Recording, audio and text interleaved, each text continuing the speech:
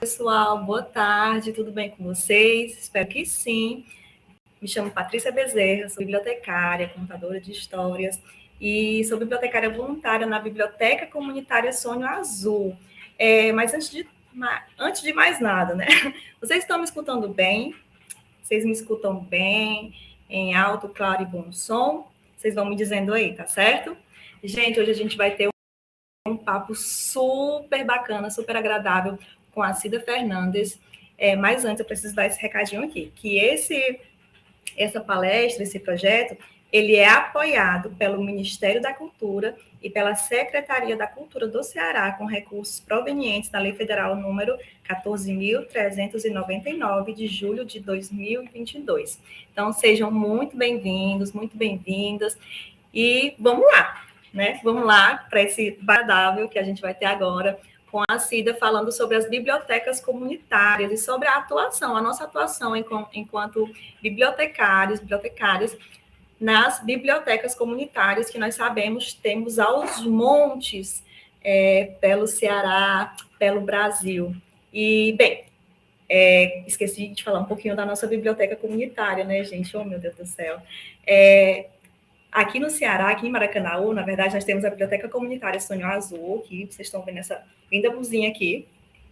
E nela, ela que funciona ali no bairro Antônio Justa, aqui em Maracanaú, nela a gente faz várias atividades. A gente tem contação de histórias, mediação de leitura, nós temos oficinas diversas, nós temos palestras também, temos reforço de leitura para as crianças da comunidade, e temos um sarau, chamado Sarau Sonho Azul, nós temos um cineclube chamado Cine Sonho Azul, que além de exibição de filmes, nós também fazemos mediação de leitura, então a gente une o cinema à literatura no Cine Sonho Azul, e também temos o meu xodózinho, assim, não posso mentir, que é a Mostra de Contação de Histórias de Maracanaú, que esse ano de 2026 ela vai para a sua 3ª edição. Muito provavelmente, com a força do nosso voluntariado, né? A gente, falando bem rapidamente, a gente já teve, esse ano vai ter a 3ª edição, e a gente teve a 1ª edição, que foi com recurso da Lei Paulo Gustavo, mas ano passado a gente fez totalmente na força do voluntariado, e foi, assim, a coisa mais maravilhosa do mundo, né? E, bem, é uma grande potência que está nascendo dentro de uma biblioteca comunitária, né? E como estes projetos que nós desenvolvemos lá, eu tenho certeza que em tantas outras bibliotecas comunitárias ao redor do Brasil, a gente tem tantos projetos potentes como os que nós temos lá na nossa Sonho Azul. Então, sem mais delongas, eu estou um pouco nervosa, tá, gente? A gente fica nervosa um pouquinho nesses momentos assim, né? Normal. Mas sem mais delongas, eu queria chamar aqui a Cida para a gente, enfim, iniciar esse papo com ela. Vamos lá? Oi, Cida, boa tarde. Primeiramente, eu queria te agradecer muito por ter aceitado esse nosso convite para participar desse momento, e em homenagem a uma data tão significativa para nós bibliotecárias, né? Que é o Dia do Bibliotecário, da Pessoa Bibliotecária, que foi ontem. E que, olhe, rapaz, eu vi postagens sobre o Dia do Bibliotecário de escolas que provavelmente nem tem bibliotecário, sabe? Vamos ver se o negócio, né, vai realmente andar, né? Que esses locais finalmente contratem aí os seus bibliotecários. Mas, enfim, Eu, antes de mais nada, quero apresentar aqui a Cida, tá certo? Eu vou ler aqui um pouco do seu mini currículo, tá bom, Cida? Bem rapidinho.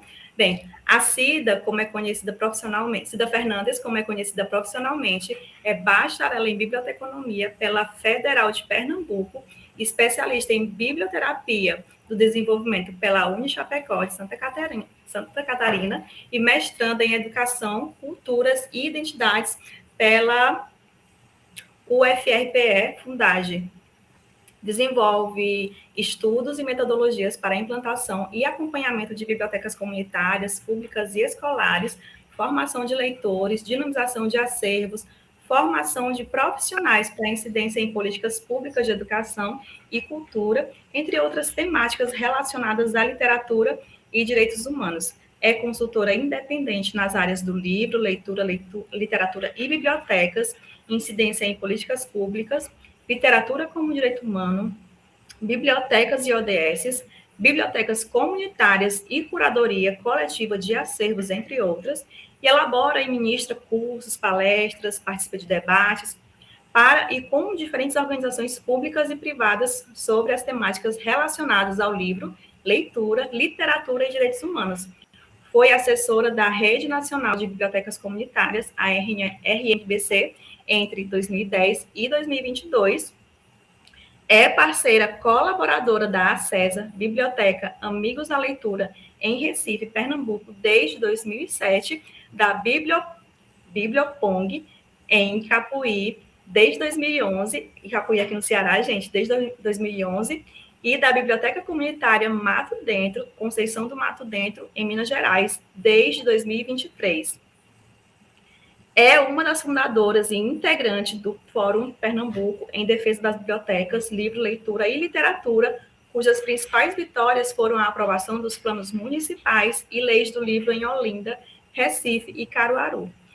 E, em 2020, a aprovação da Lei nº 16.991, de agosto de 2020, que consolida e amplia a política estadual do livro, literatura e bibliotecas do Estado de Pernambuco e integra a diretoria de formação da Associação de Bibliotecários da Paraíba.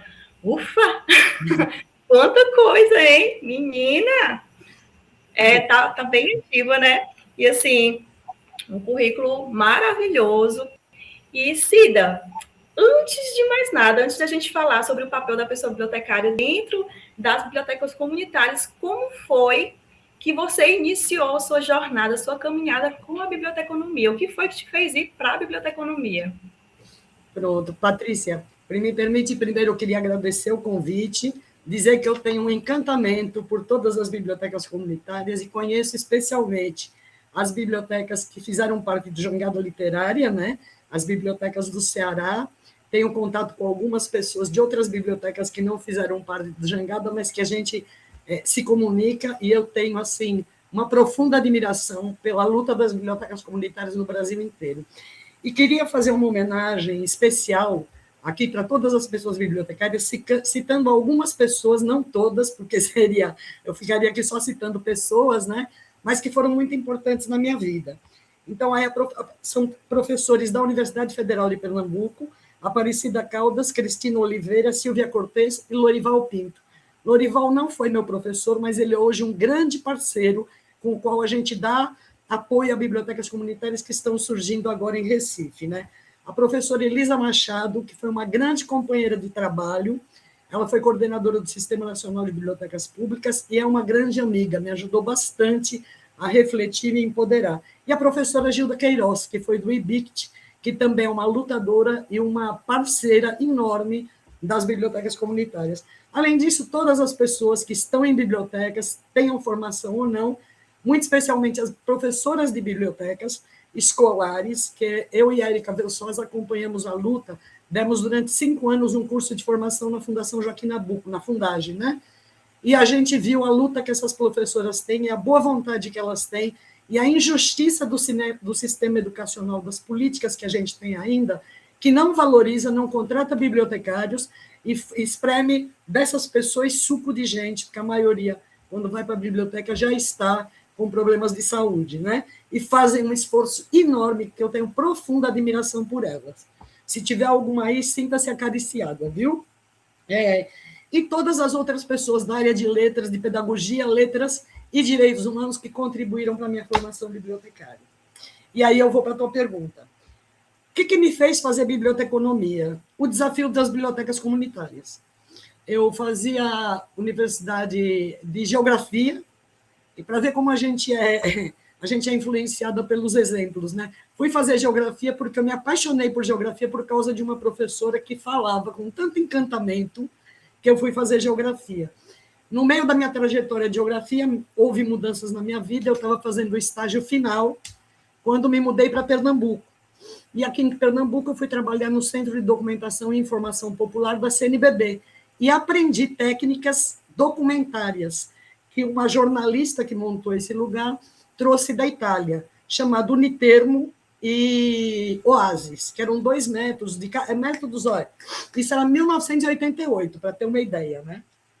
Em 1990, 91, o Centro Luiz Freire fez uma pesquisa e viu em Recife tinha 800 e tantas escolas comunitárias e muito menos escolas públicas de verdade, né? E aí diante dessa pesquisa, se percebeu algumas coisas, por exemplo, os professores não eram leitores e formavam pessoas para serem leitoras. Então, se constituiu um grupo do qual eu fiz parte, que desenvolveu uma metodologia chamada Oficinas de Leitura Aprendendo a Gostar de Ler, o módulo 1, e Aprendendo a Gostar de Escrever, o módulo 2. E eu fui mobilizada para organizar os acervos de literatura infantil e juvenil. E eu não sabia para onde correr. Eu sabia organizar centro de documentação para ação política. Mas eu era leitora, mas eu não sabia organizar esses acervos. E eu fui para a universidade. Graças a Deus, nossa biblioteconomia se revolucionou, porque na época ela era muito hermética, assim. A professora encarregada lá me pediu que mandasse um bibliotecário falar com ela. E eu expliquei que a gente não tinha bibliotecário porque não tínhamos dinheiro. E a gente precisava saber, e eu trabalhava lá, e com o meu conhecimento documentário, eu queria aprender com a universidade, aprender o que eu podia fazer, e a gente precisava de ajuda. Bom, não consegui nada. Aí comecei a pesquisar sozinha. E quando foi em 1993, passei 2 anos pesquisando, e resolvi, então, por uma situação que aconteceu, que eu ia fazer biblioteconomia. Resolvi não transferir, fazer meu estágio curricular em geografia, porque eu teria de fazer 2 anos de disciplinas que não tinham a menor utilidade para mim, e já que eu cresci com pais que não eram alfabetizados formalmente, mas que estavam sempre com um jornal, com alguma coisa na mão. E muito cedo minha mãe comprou a Geográfica Universal, que ela adorava ver paisagem e tal. Então, eu tinha esse movimento de livros na minha casa. Mas eu nunca tinha me dado conta que minha vida foi em bibliotecas, quando eu era criança.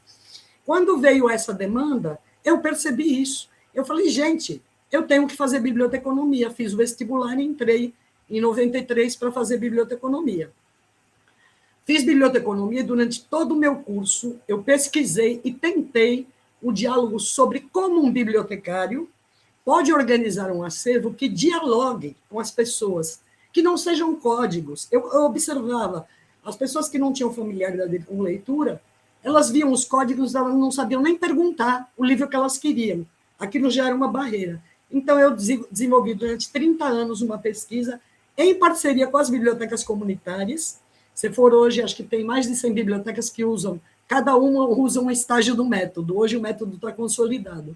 Então, eu fui fazer biblioteconomia porque eu precisava organizar bibliotecas nos bairros populares, que dialogasse, que também o método de organização fosse um método de letramento literário, fosse um método mediador do desenvolvimento leitor das pessoas. Então, foi por isso que eu fui fazer biblioteconomia. E estou realizada porque eu consegui, eu persegui um intento que eu consegui. É isso. Que coisa, que história maravilhosa, assim, é inspirador. Quando a gente pensou nessa, quando a Ariadna pensou, né, nessa live, assim, rapaz, tem que ser a Cida, porque, meu Deus, ela tem muita coisa para falar. Eu lembro de uma palestra que você deu lá na Bienal, agora, acho que não foi nessa última, deve ter sido na penúltima, que eu me acabei de chorar. Você falando assim, meu Deus do céu, que coisa linda, assim, gente. Quanta coisa a gente tem ainda para aprender sobre a questão das bibliotecas comunitárias, né? E existe ainda muita ignorância sobre as bibliotecas comunitárias, infelizmente, né? E aí eu queria saber de você, qual que é o papel da pessoa bibliotecária nessas bibliotecas? Essas bibliotecas populares, nas bibliotecas comunitárias, porque, assim, muitas bibliotecas, creio eu, comunitárias não possuem um bibliotecário. Não um bibliotecário que vá passar manhã e tarde, ou tarde e noite, né? Depende do horário de funcionamento da biblioteca, todos os dias, porque essas bibliotecas não podem pagar esses bibliotecários. Eu sou voluntária em uma biblioteca. A gente corre atrás de editais para que a gente possa se remunerar também mais e para que a gente possa fazer, de fato, realizar as atividades que a gente deseja realizar. Quando não tem edital, quando não tem recurso, a gente vai no voluntariado. Só que aí o que acontece é que a nossa força de trabalho acaba diminuindo, digamos assim, porque a gente tem que ficar entre o voluntariado e o nosso ganha-pão, né? E tem bibliotecário que é CLT e dá o seu tempo ali de biblioteca, na biblioteca comunitária, tem aquele bibliotecário que ele é autônomo. Então, quando se é autônomo, precisa se correr um pouco mais, né, para conseguir que trabalho ali, para ter ali uma renda bacana, enfim, né? Qual que é o papel, nosso papel enquanto bibliotecários nessas bibliotecas? Olha, eu vou te falar da experiência que eu aprendi a ser bibliotecária de biblioteca comunitária sendo, porque na minha época, na universidade, nem se tocava no tema, eu fui obrigada a fazer estágio dentro da universidade, eu queria fazer estágio em biblioteca comunitária, porque em 98 eu comecei a trabalhar com a primeira biblioteca comunitária que eu ajudei a criar aqui em Pernambuco, que é do Movimento Cultural Boca do Lixo, eu trabalhei com eles durante 2 anos, para saber o que eles queriam para a gente montar uma biblioteca, aquela biblioteca que eles queriam que fosse montada, que foi inaugurada em 2000, ou seja, tem 25 anos essa biblioteca. Na universidade, acho que foi Elisa Machado, a primeira pessoa que começou a plantar essa ideia na universidade, isso já foi em 2008, ou seja, quase 20 anos depois, né? Não, 18 anos depois. Enfim, numa biblioteca comunitária, uma coisa que eu aprendi, que a diferença da biblioteca pública e da biblioteca escolar, e não é melhor nem pior, é que quando se cria uma biblioteca comunitária, quem cria é o sujeito de direito. São as pessoas que precisam desse serviço, que se mobilizam, já que o Estado não chega lá, o Estado não tem esse equipamento, elas se mobilizam para criar esse equipamento. Então, a gente, por exemplo, em 2016, criou a Comissão de Bibliotecárias da RNBC, para juntas discutirmos o que é ser bibliotecária de uma biblioteca comunitária, porque elas saíam da universidade também sem esse tato. Então, que coisas que a gente precisa entender? Primeiro, na biblioteca comunitária, ela não é só um organizador e distribuidor de livro e acesso à leitura. Ela é um equipamento cultural de desenvolvimento social e comunitário. Então, ela está ali, a gente tem que estar muito atenta para escutar as pessoas. Por exemplo, no Alto José Bonifácio, a mediadora de leitura percebeu que tinha uma inquietação entre as mulheres que era a violência de gênero. E ela, ouvindo as reclamações, todas as mulheres iam individualmente conversar com ela.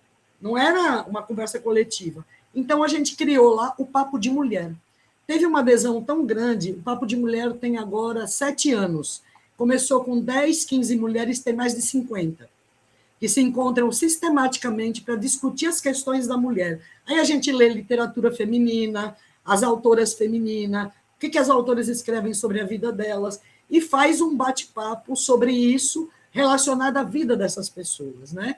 Então, a gente discute, por exemplo, a diretora da escola atravessa a rua e vem na biblioteca, que eu também sou voluntária, e conversa sobre problemas que ela tem lá com alguns meninos que fazem futebol também na biblioteca e fazem leitura. Então, como é que a gente pode ajudar essa escola com esses alunos? Por exemplo, a partir da biblioteca comunitária, eu percebi o quanto é importante o pé de meia. A escola estava tendo uma evasão de alunos do ensino médio. Com o pé de meia, eles voltaram. Então, o bibliotecário e a bibliotecária na biblioteca comunitária, seja formado em biblioteconomia ou não, é um radar. Tem que estar atento o tempo todo para estar dando respostas positivas às demandas que a comunidade tem. Então, informar, por exemplo, ficar atento para informações sobre documentação, sobre mudanças das leis, esclarecer, combater fake news. Então, quando você sabe que está rolando uma informação que é mentira, como é que você pode botar um cartaz ou conversar com as pessoas que aquilo não é verdade, né? Então, o bibliotecário é mais do que uma pessoa que tem um conhecimento técnico de organizar o acervo, que é importantíssimo, sobretudo para que esse acervo seja acessível, seja facilitado, que as pessoas tenham acesso a ele, que possam se formar sujeitos de direito, mas também o que é que a vida que pulsa nessa comunidade precisa para se empoderar e para melhorar. Eu resumiria nisso. Isso eu aprendi no chão da biblioteca comunitária com os jovens do movimento Boca do Lixo, em primeiro lugar. Não sei se eu respondi, viu? Sim, com certeza.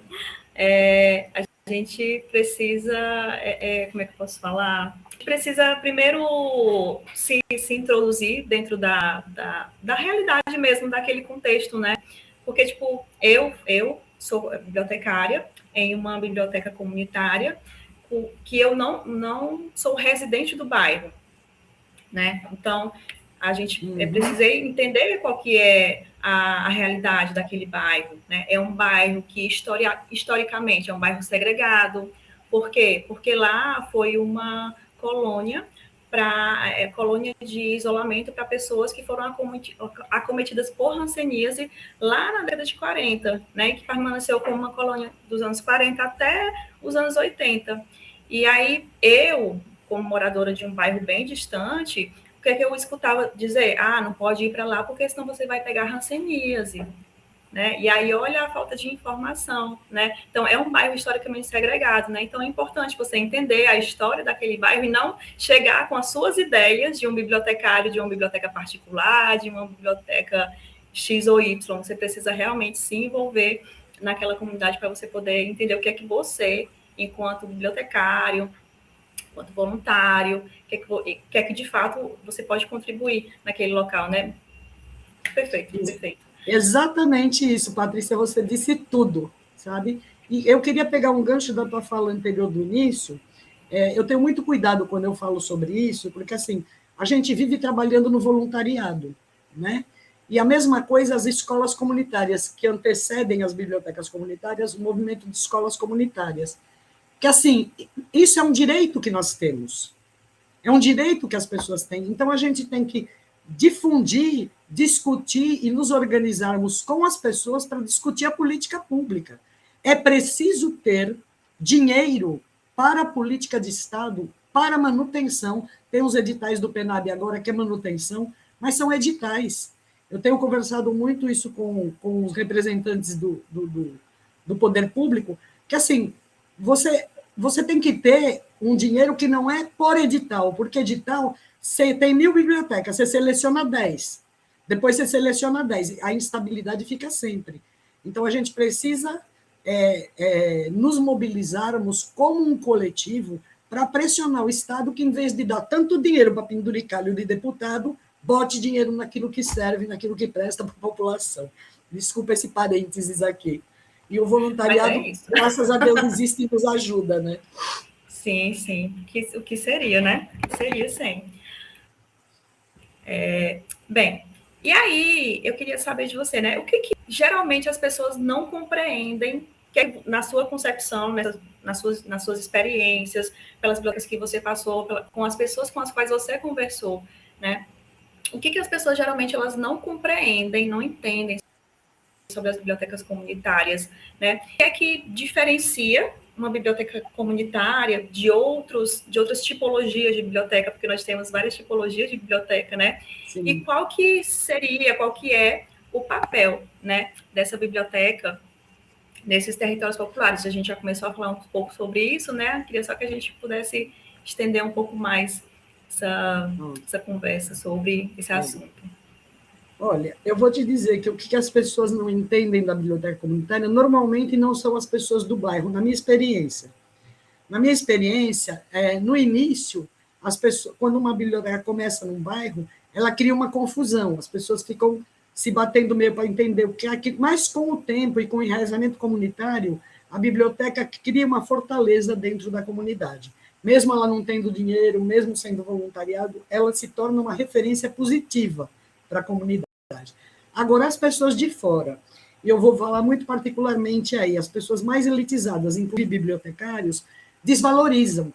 Acha que a biblioteca, igual antigamente se pensava, a escola comunitária é de professor leigo, é gente que não entende nada. A pesquisa do Centro Luiz Freire mostrou que não era verdade, que a maioria das professoras que estavam em escolas comunitárias tinham, no mínimo, magistério, entendeu? Então, assim, primeiro, a biblioteca comunitária não é um puxadinho que cria num dia e fecha no outro. Eu ouvi isso de bibliotecários. Ah, que isso? Biblioteca comunitária abre hoje e fecha amanhã.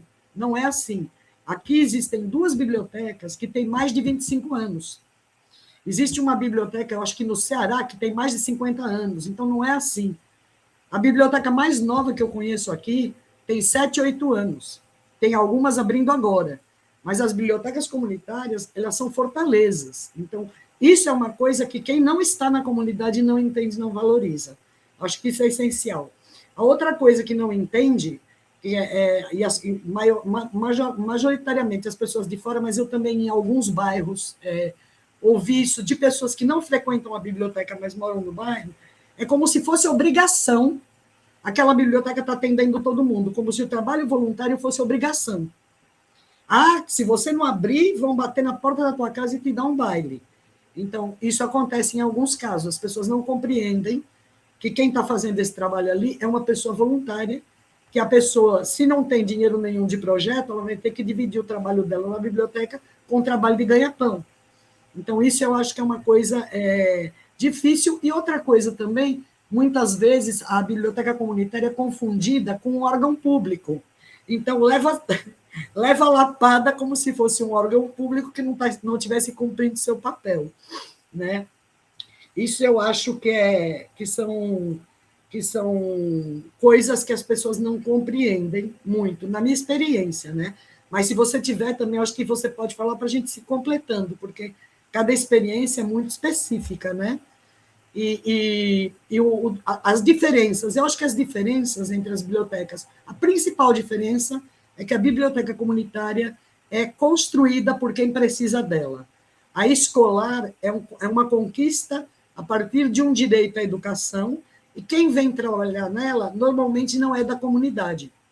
Então, até se aproximar da comunidade, isso que você falou, que você teve a sensibilidade de conhecer, saber o que é Maracanaú, né? Toda essa história, que é uma história muito forte, você, se fosse para uma biblioteca escolar, talvez você não tivesse essa sensibilidade de estar compreendendo qual é o universo do lado de fora da escola, né? Você ficaria preocupado só com o lado de dentro. A mesma coisa a biblioteca pública. As pessoas vêm de outros bairros, muitas vezes não se sensibiliza, não tem um trabalho de sensibilização para conhecer o seu entorno. E, embora que isso tenha sido quebrado, vem modificando, sabe, Patrícia?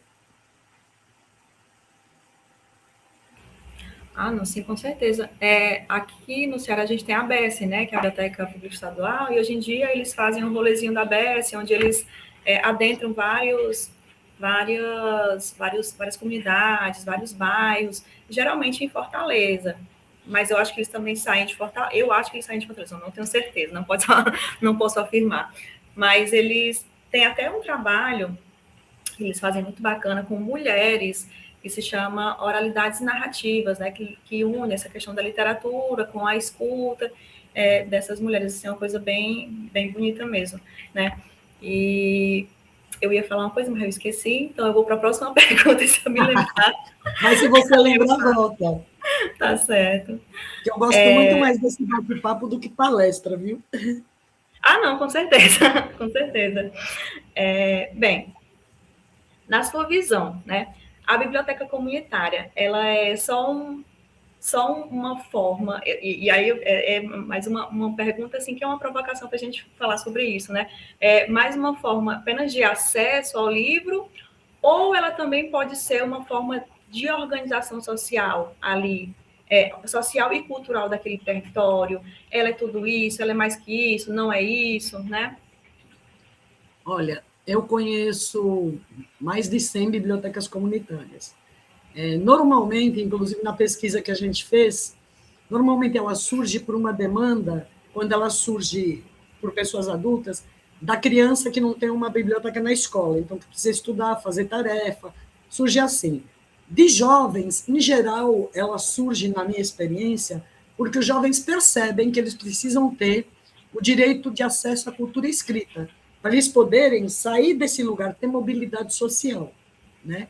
Então, nas duas perspectivas, elas surgem com uma demanda, que é o acesso ao direito à leitura e escrita, ao direito à cultura escrita. Só que à medida em que você vai trabalhando e que você vai atuando, isso vai se ampliando, porque literatura é um direito humano, como dizia Antônio Cândido, não é à toa.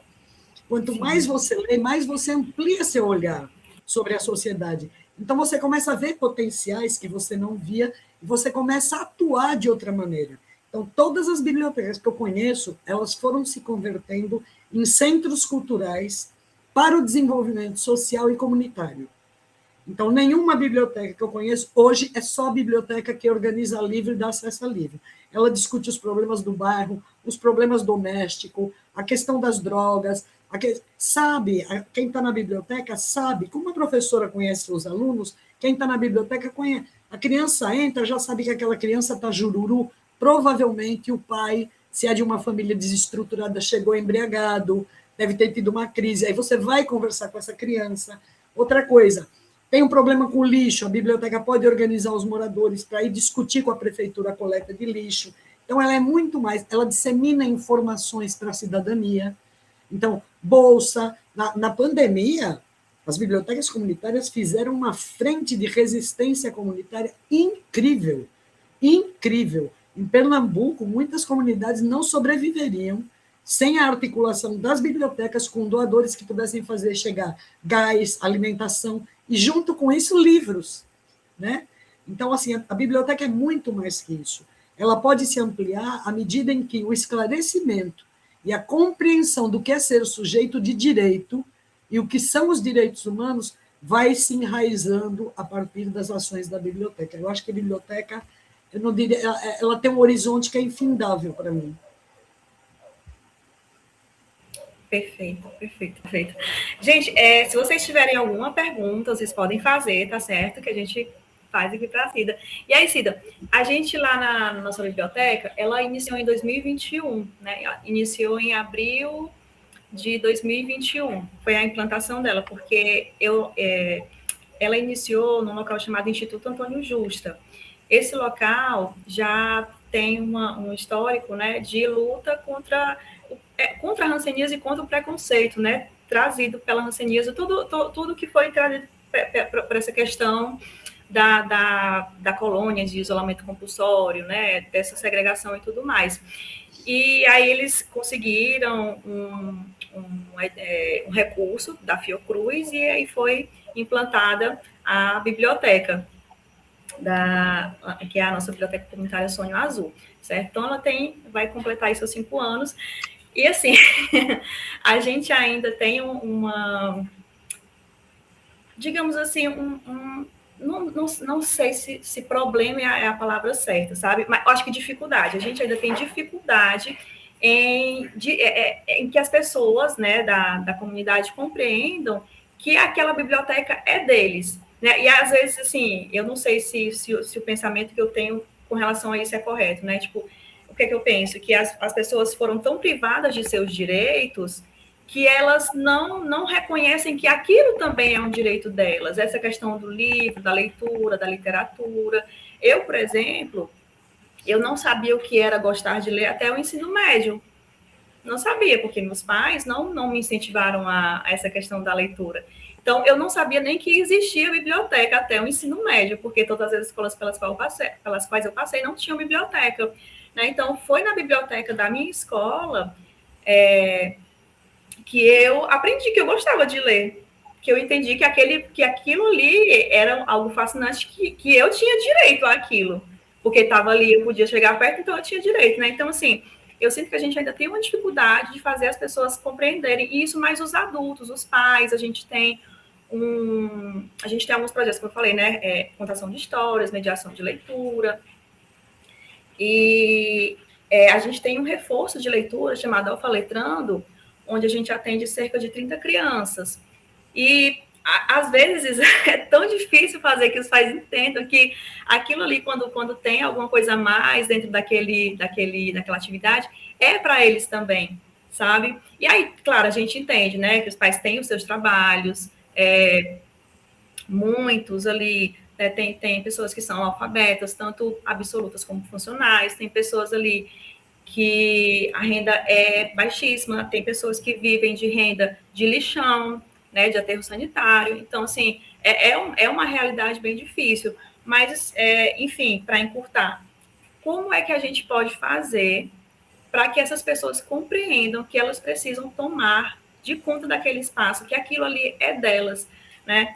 Porque eu acho que eles entendem um pouco que eles têm que mandar os meninos, porque vai ter alguma coisa ali, sabe? Mas a gente ainda precisa esticar um pouquinho mais esse conhecimento, né, de que aquilo é um direito.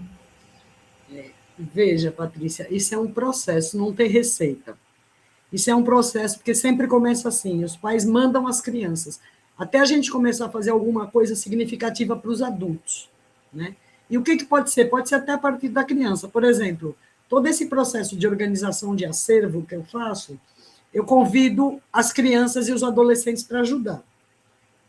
Aí, quando criança e adolescente ajuda, eles se sentem fazendo parte daquela construção. Então, aquilo passa a ter um outro simbolismo. Ele não vai lá e pega. Ele sabe como aquilo está organizado. Ele sabe como aquilo faz sentido. Aí ele ajuda a varrer. Ele pega... quem tem um tapete sobrando em casa, traz para cá. Coisas assim que vinculem a vida daquela pessoa. E outra coisa é também informações que você percebe que as pessoas adultas precisam ter. Então, aos poucos, e isso é muito lento, sabe, Patrícia? É uma coisa que...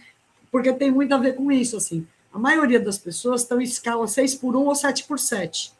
As pessoas que trabalham com coleta de lixo reciclável, elas não têm dia, não. Eu moro aqui numa comunidade que é assim. Aí as pessoas dizem, inclusive, que os meninos daqui, ninguém está, todo mundo vagabundo, os meninos estão tudo aqui solto, vagabundo. Eu não vejo esses meninos sem estar carregando água, perguntando se você não tem nada para eles fazerem, em busca de um trocado. São meninos que estão excluídos de tudo. E eles são taxados. Então, assim, como é o olhar e como é que a gente vai dialogando? É uma coisa de ir aprendendo, sabe? De ir escutando o que é que essa pessoa fala da casa dela, de perguntar sobre a vida delas. Está entendendo? É um processo muito lento, não é um processo fácil. A Biblioteca Multicultural Nascedor, que tem 25 anos agora, hoje os meninos são referências.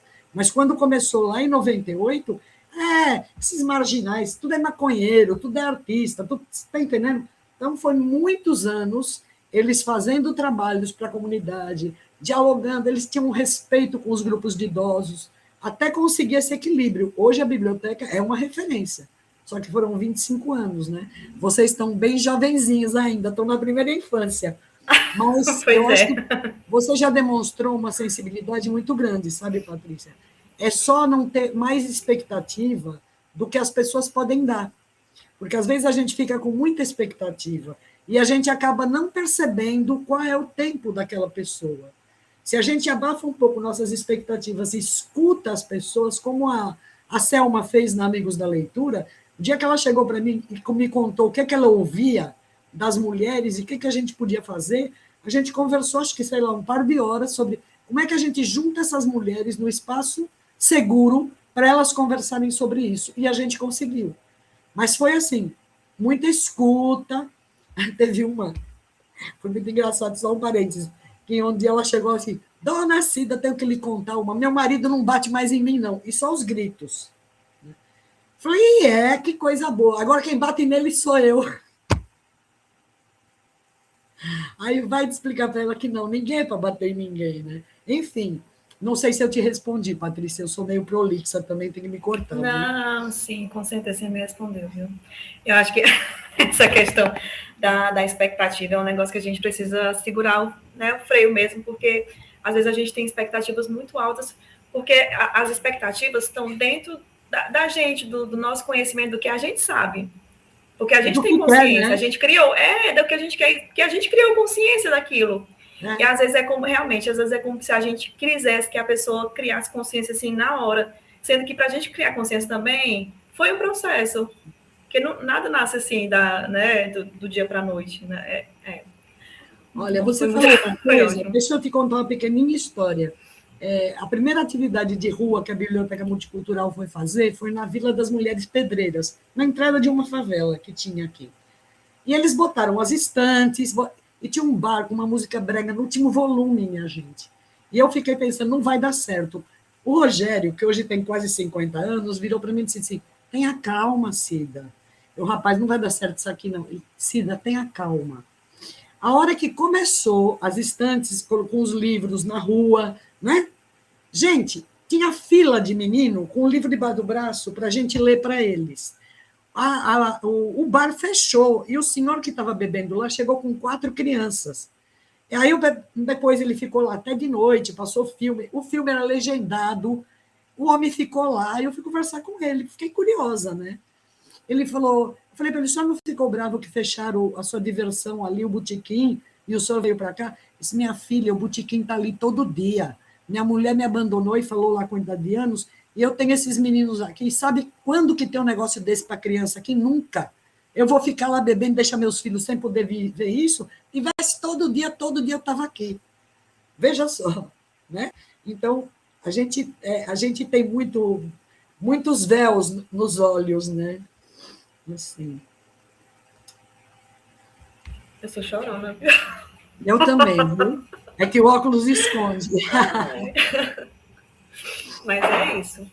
A gente precisamos de mais bibliotecas comunitárias, precisamos de mais pessoas dispostas mesmo, né, a ir. E é isso. Cida, tem uma pergunta aqui da Liliane, que ela pergunta assim, peraí. A formação das pessoas que atuam nas bibliotecas faz diferença nas formas e perspectivas de atuação. Poderia comentar sobre a formação de mediadores e gestores? Olha, são formações muito específicas, né? Na verdade, eu não sei na tua experiência, Patrícia, mas na minha, quem está na biblioteca faz tudo. Muitas vezes é gestor, é mediador e é bibliotecário. Né? Agora, naturalmente, é muito importante ter uma formação, por exemplo, se você vai fazer mediação de leitura, não tem como você não ser leitora. Então, se você não é uma pessoa leitora, aprender a gostar de ler para ensinar o outro a ler, não existe isso. Porque a criança percebe. Eu vou pegar um livro, eu não leio para mim, mas esse livro aqui é legal, trabalhar, detesto esse, né? Mediar ou ler com aqueles meninos, porque ele fala é um livro que vai falar de comportamento, eles precisam se comportar. Isso é fake. Isso é fake. Literatura como direito humano, mediar literatura é o que o Bartolomeu Campos Queiroz fazia a diferença entre o livro literário e o livro didático. A literatura, ela tem qualquer possibilidade de diálogo com a sua subjetividade. O livro didático só tem uma alternativa fim. Ele quer te ensinar uma coisa pragmática. Então, mediador de leitura, não dá para ser mediador se não for leitor. Então, você pode ter a formação que for, se você não for leitor ou leitora, você não faz uma boa mediação. Isso eu acho que é um princípio. A mesma coisa gestor. Gestor tem que ter minimamente um conhecimento de gestão financeira, tem que ser uma pessoa organizada, né? E quando a gente está no voluntariado, a gente vai aprendendo tudo isso meio no suco de espreme que sai, né? E a pessoa bibliotecária que organiza o acervo, logicamente, seria muito importante que todas tivessem uma formação em biblioteconomia. Mas só a formação em biblioteconomia também não resolve, porque tudo que a gente aprende na universidade tem que ser transposto para a realidade da comunidade, com sensibilidade, com cuidado, né? Mas faz uma diferença bastante grande o acesso à informação e à formação que as pessoas que estão na biblioteca têm. Isso sem dúvida nenhuma. Para a gente ir se encaminhando aqui para o final da nossa conversa, eu queria saber de você como é que as bibliotecas, como é que elas podem se fortalecer, né? Mesmo com poucos recursos, né? E assim, o que fazer para que elas continuem existindo, né? Porque a gente falou assim dos editais. Os editais, eles são É um edital, ele é um tempo curto. Geralmente aqui a gente pega 6 meses. Né? Geralmente a nossa biblioteca consegue pegar de julho até dezembro. Né? A gente já conseguiu assim por 2 anos seguidos, graças a Deus. Mas o resto do ano a gente vai no voluntariado, a gente vai tirando dinheiro do nosso bolso para ter um lanche quando tiver uma atividade. Né? Graças a Deus assim a gente sempre consegue parceiros para contar história, para fazer uma mediação de leitura, para até nos saraus que a gente promove, os artistas vêm de forma voluntária, porque a gente trabalha mesmo em parceria, né? Isso é muito bacana. Mas o que é que essas bibliotecas podem fazer para se fortalecer, né? Para que elas possam continuar existindo, né? E aí também queria emendar logo a questão da rede de bibliotecas, né?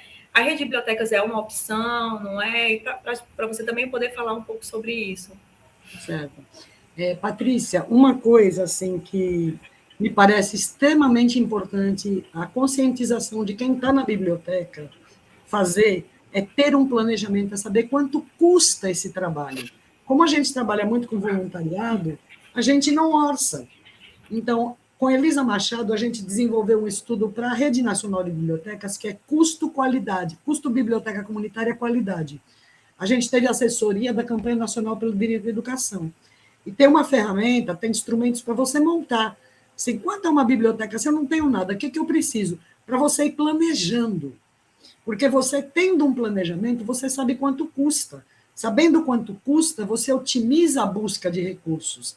Seja fazendo rifa com edital, patrocinador, amigo, clube de amigos, enfim, você vai diversificar suas formas de ter financiamento, em termos de dinheiro e também em termos de recursos humanos, em termos de materiais, mas você tem que ter um planejamento. Então, a primeira pergunta que a biblioteca precisa sentar e dizer assim, quanto custa eu fazer isso aqui idealmente? Eu não tenho, preciso comprar mais estante. Quantas estantes eu preciso comprar? Quanto custa essas estantes? E botar no papel para ir alcançando essas metas, né? Então, sem um planejamento, você já começa capenga. Você, sem planejar, você não consegue alcançar a meta, concorda? Muita gente acha planejamento chato. Eu acho chato, não gosto de fazer planejamento. Mas ele é fundamental. Se eu não fizer, eu morro na praia, né? Isso é uma coisa. A outra coisa, eu digo que a gente tem alguns eixos de fortalecimento. Então, um deles é o enraizamento comunitário. Então, você dialogar e conhecer a comunidade, conversar com as pessoas saberem o que você faz, estarem na biblioteca, e aí visita para conversar com as pessoas, saiu uma notícia importante, vamos de casa em casa. Claro que isso é bem difícil, mas não é para a gente pensar em vamos fazer tudo de uma vez, né? Mas o enraizamento comunitário é uma força fundamental. As pessoas, a biblioteca ter raiz dentro da comunidade, né? A sustentabilidade política. Eu fiz um roteirinho aqui para não esquecer, porque essa é uma parte que é importante detalhar. A sustentabilidade política, ter credibilidade junto ao poder público e junto à comunidade. Então, a credibilidade política é muito importante. Por exemplo, saber que um determinado bem é uma obrigação do município.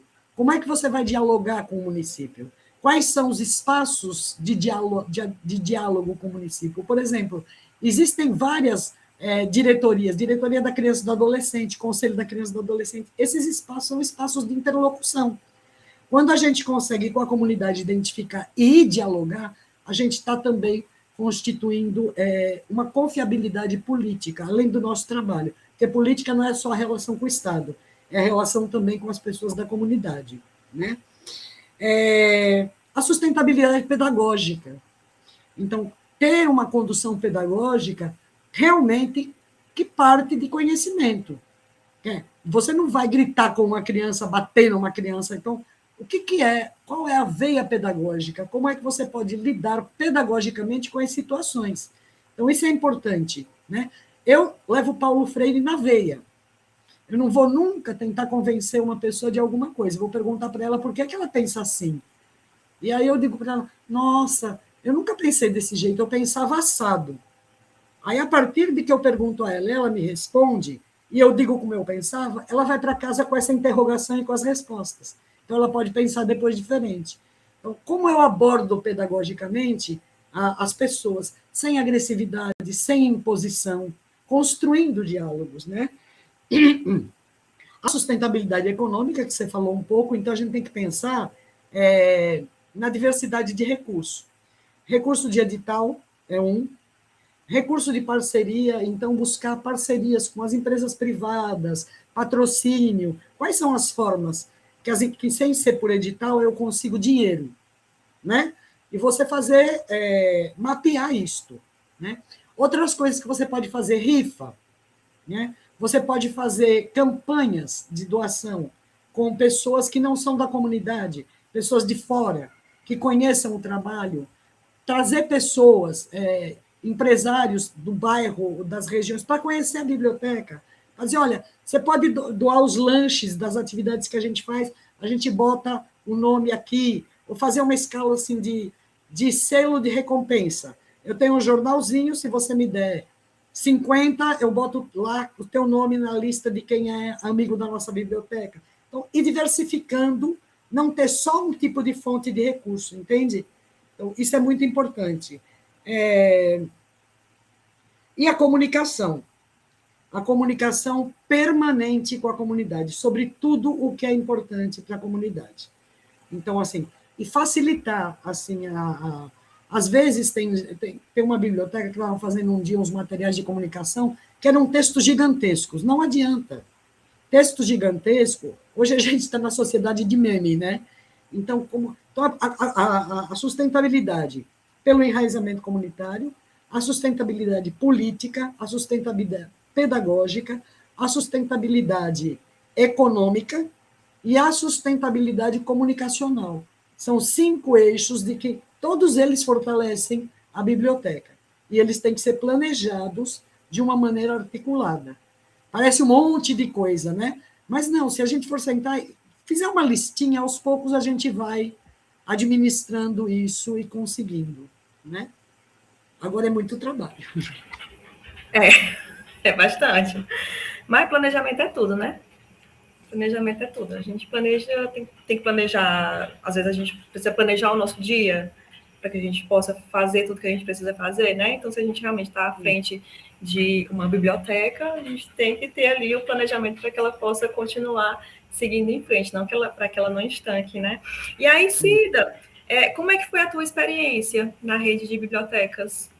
Na Rede Nacional? Na Rede Nacional de Bibliotecas, isso. Gente, foi uma experiência absolutamente gratificante. Assim, me deu a oportunidade de dialogar com o financiador, que foi o primeiro financiador da rede, da nossa importância, a importância dos bibliotecários e bibliotecárias. E, junto com o Conselho de Biblioteconomia, a gente levou a pesquisa para lá, para dizer que as bibliotecas comunitárias não tem como elas entrarem nessa regra do Conselho de dar uma multa se você não tem bibliotecário, né?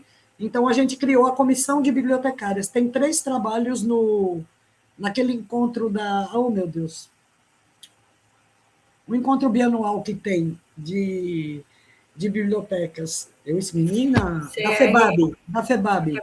Sim. Da FEBAB. Tem 3 artigos nossos da Comissão de Bibliotecárias num dos eventos, né, que teve. Então, foi muito importante estar com 11 bibliotecárias junto, onde a gente pudesse discutir nossa formação acadêmica, o desafio que era da realidade prática, entende? Isso foi uma experiência muito importante.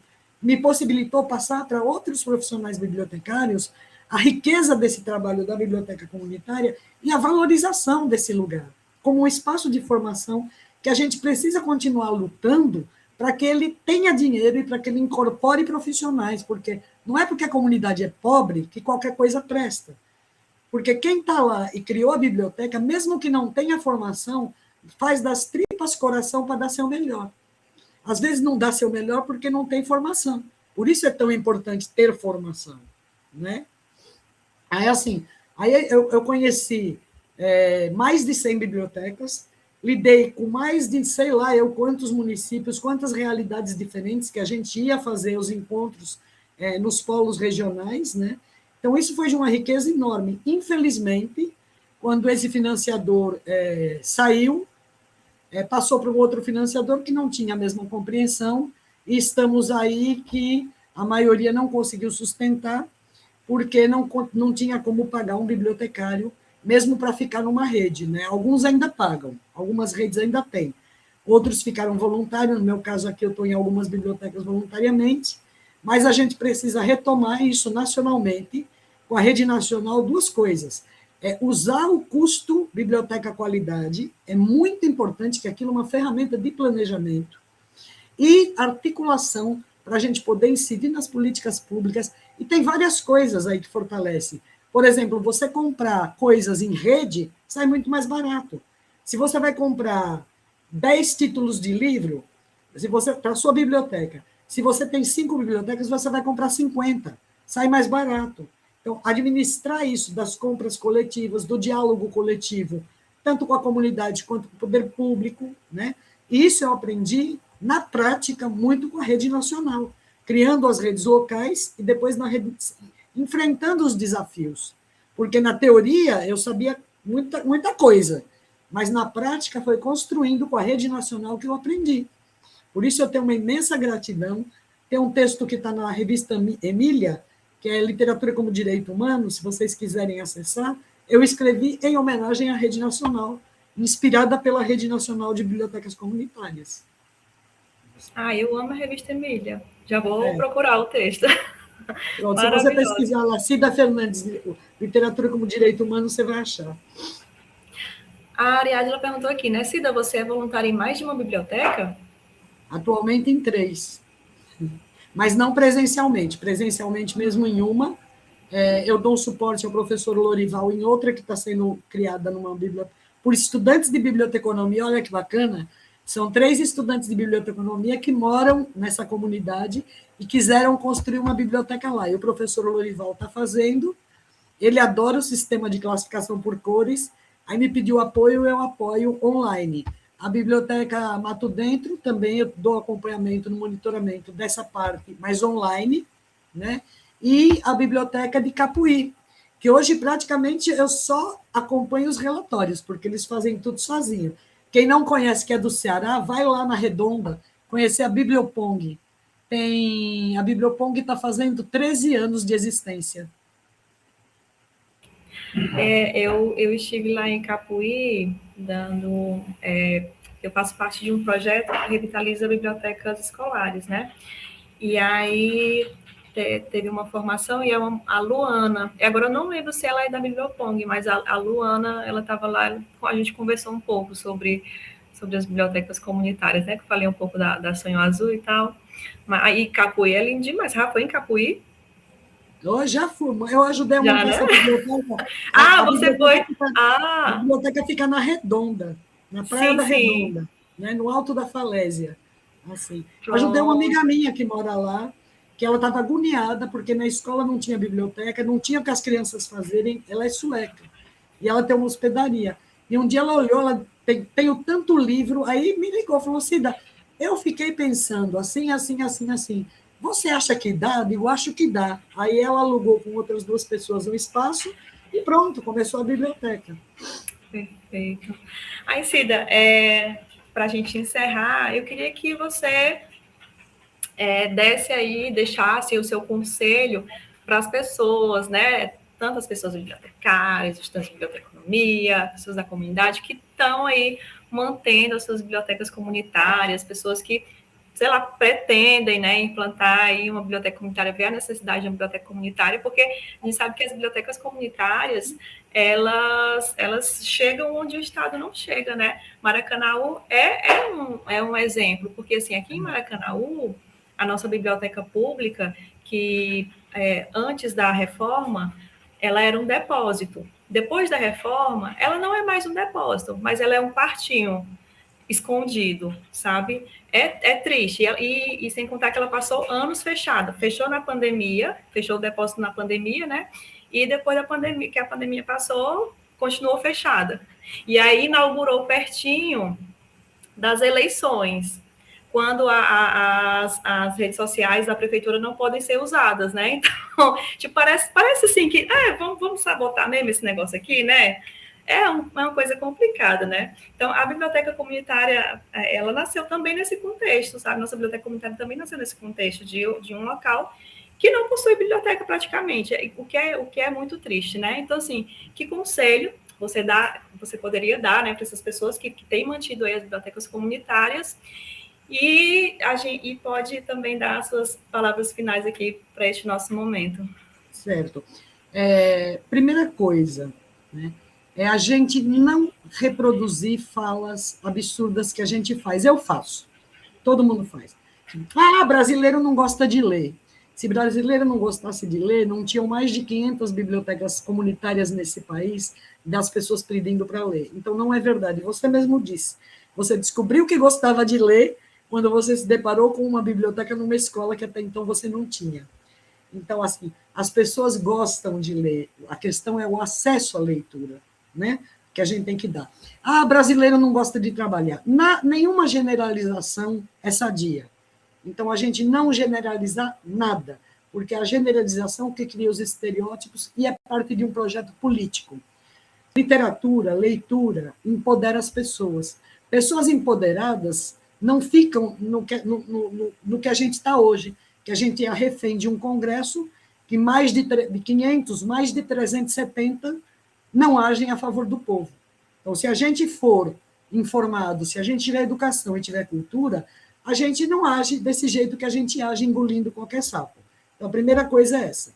Segundo, conhecer mais como é que funciona o Estado democrático, como é que funciona o Brasil, o que é o Plano Nacional de Cultura, como que as bibliotecas conversarem sobre isso, como é que é o Plano Nacional da Leitura e Escrita, porque a partir disso tem os orçamentos, parece muito etéreo, sabe? Mas a gente precisa conhecer o funcionamento do Estado para saber acessar e para saber lutar pelos nossos direitos. Eu me disponibilizo, não tenho esse tempo todo, que esse ano eu estou no mestrado, mas se quiserem organizar um grupo para a gente debater um pouco isso, eu tenho coisas planejadas, eu posso disponibilizar algumas horas para conversar com vocês, para falar sobre isso, porque é preciso muito que as pessoas se empoderem e que as pessoas não reproduzam aquilo que não é verdade.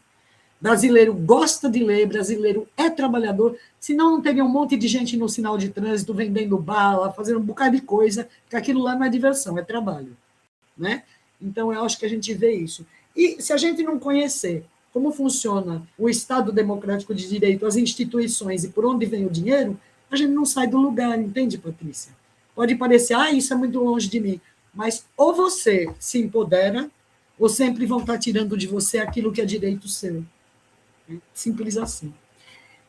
Eu queria, antes de terminar, se você me permitir, no finalzinho, ler um pequeno texto do Manuel de Barros. Posso ler emendando?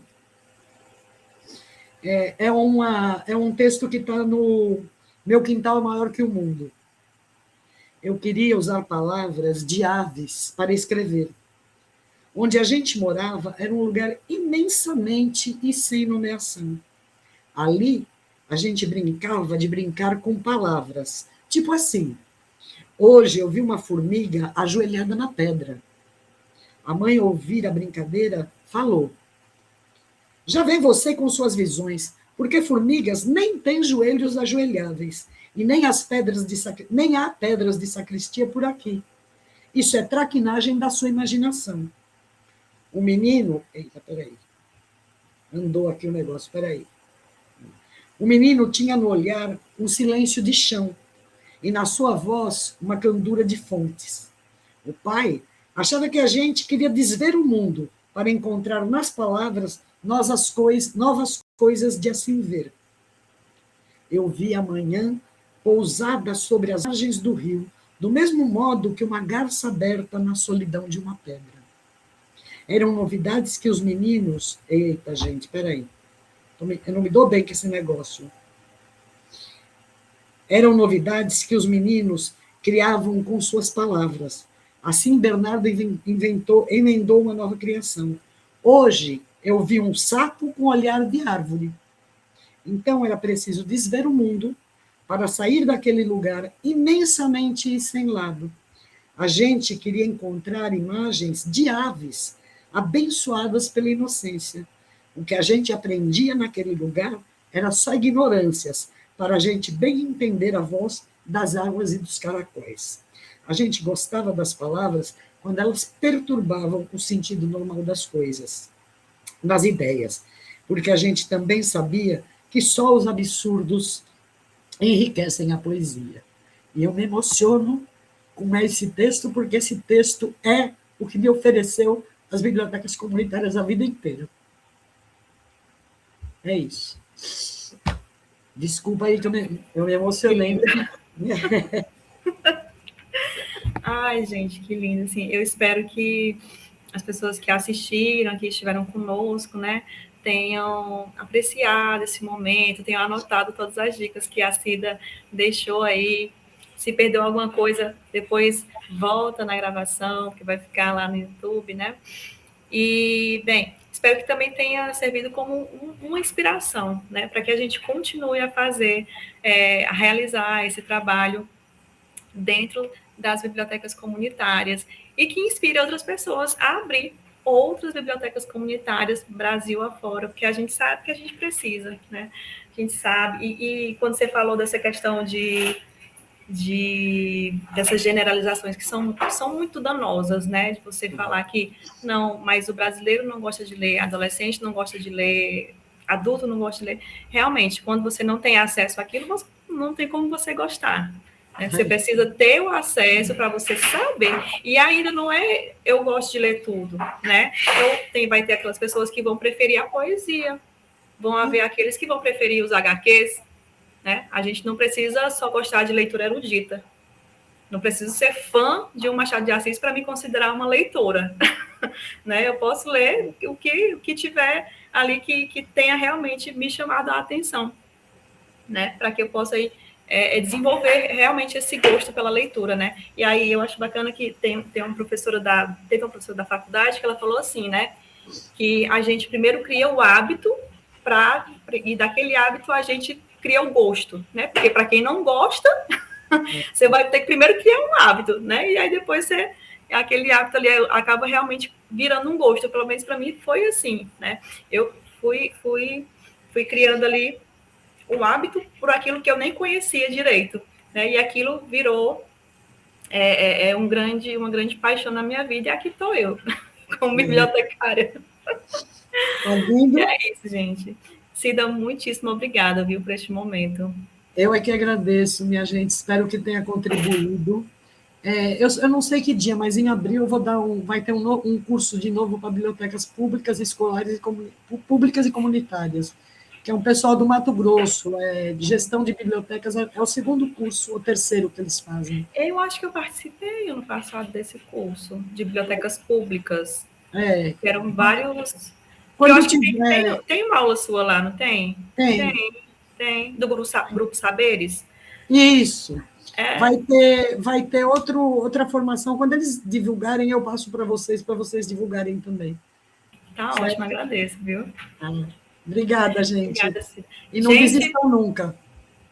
Sim. Gente, muito obrigada, então, por vocês terem permanecido aqui. Não esqueçam de assinar a lista de frequência que está aí no chat, tá bom? E quando vocês assinarem, vejam se o e-mail de vocês está certinho, bem bonitinho, principalmente a parte que fica antes do arroba, porque depois do arroba, que é o .com, e aí vai o provedor, a gente até tem como ver que está errado ali, mas o antes aí fica bem difícil, tá? Então, vocês deem essa força aí e muito obrigada, pessoal. Tchau, tchau.